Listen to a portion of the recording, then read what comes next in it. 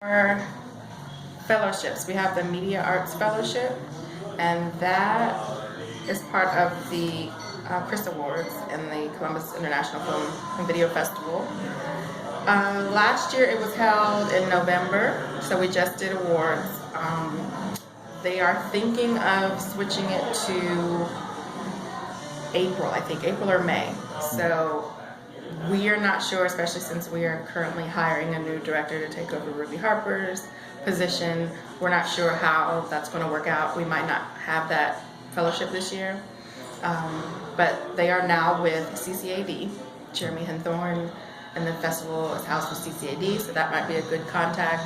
We're thinking of maybe asking the Gateway if they'd like to take on the film festival, and then we can still have the fellowship. So this year, we're not sure yet when the Media Arts Fellowship is going to take place. As far as other film funds, we just this year started a new program called Finishing Funds for Filmmakers. Let me see. It's brand new. We haven't had any applications yet. Here it is.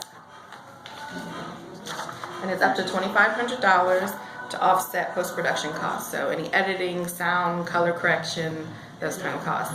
You can apply for finishing funds. And we have supply grants that can help purchase equipment, anything you need to film, cameras, mics, any kind of tech. But that grant right now is only up to $500. And that grant opens, just like all our 5 other Artists in the Community grants, they open the first Monday of the month and close the first Monday of the month. So the one that closes February 1st opened January 4th. And then the next one will open February 1st and it closes March 7th. So, and they're all first come, first serve. So you just, whenever you want to apply in that time frame. This round so far we've had 13 supply grants, about 8 professional development, and 1 professional travel grant. So that's just, I expect that February through March will be a heavier application period. We also have Power to Give, which is our crowdfunding platform. And it works a lot like Kickstarter and Indiegogo, except you keep all the funds you make. So even if you don't reach your goal, even if you run out of time, you get to keep whatever funds you make. We have donor matching funds on Power to Give. So we have some private donors that will match dollar for dollar what you receive. The administrative fee is really low. I think it's lower than Kickstarter. It's at 10% instead of 12%. So that's a good option. We are really encouraging artists to use that platform. We also have a partnership with Kiva and Forge Columbus, and we just had an event on Wednesday with Reese Meter of Forge Columbus, so that would be a good contact. He works for Kiva, and Kiva is a no-interest loan, but he would be better to explain how that process works. So it's also crowdfunding, so you ask for a certain amount. You can ask for up to $5,000. You have to source 10 to 20 personal friends, family members, anyone interested in your project to donate to you. The lowest amount they can give is $25. And then your platform opens up to worldwide reach, and then people can find you and donate, and then you have a certain amount of time to pay the money back to your donors. So those are some of the top programs. Our Performing Artist Travel Grant, if you are invited to perform somewhere in a play, in a concert, and you can show that you will be paid for your performance, you can apply for that grant. That is up to $1,500. So we just ask that you can show proof of being paid. We don't accept door fees or half the bar. It just has to be a straight check to you as an artist. The professional development grant is really popular. That's up to $1,000. And if there are any workshops, seminars, anything that you need to take, any classes to develop your skill set. Now, does the professional grant, does that apply to like getting an LLC and things like that, or? I don't know. That's a really good question. I'm not sure if you can use it towards that. But that's something we can look into. I can ask. It's not in our guidelines.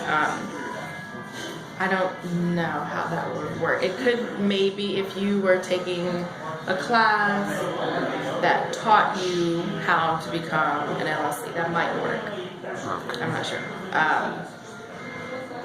And then we have, so those are the individual artist grants. And we also have another side of grants, which are for organizations. If you are part of an organization, if you're forming an organization, that is a 501. And so we have technology assistance, which is called Boost. So people use that for their cameras, computers, sound equipment. We have project support.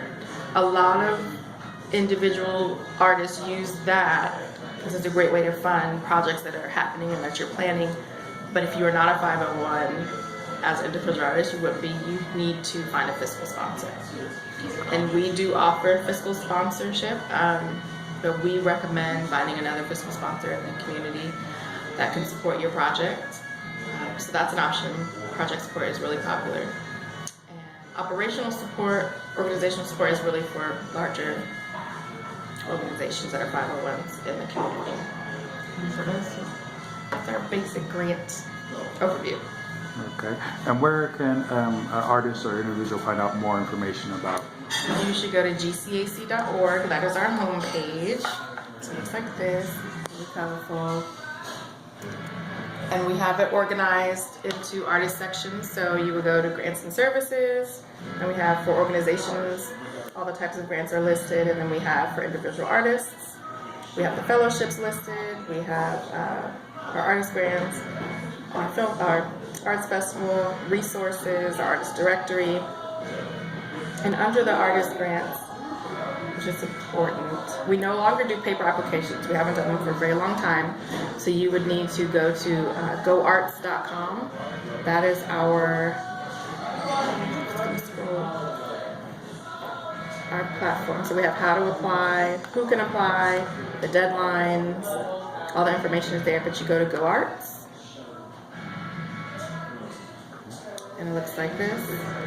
And so you would register, and then if you are 501, if you're not, that will put you in the organization grant section or the individual artist grants. So you would say, no, you're not a 501, you register, and then once you register, it opens up, and all the grants that you are eligible to apply for are listed.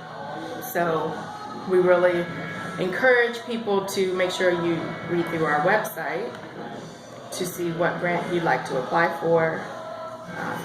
So you know once you get into GoArts what you're looking for and how to apply. And we're always there for questions, help, email, phone calls.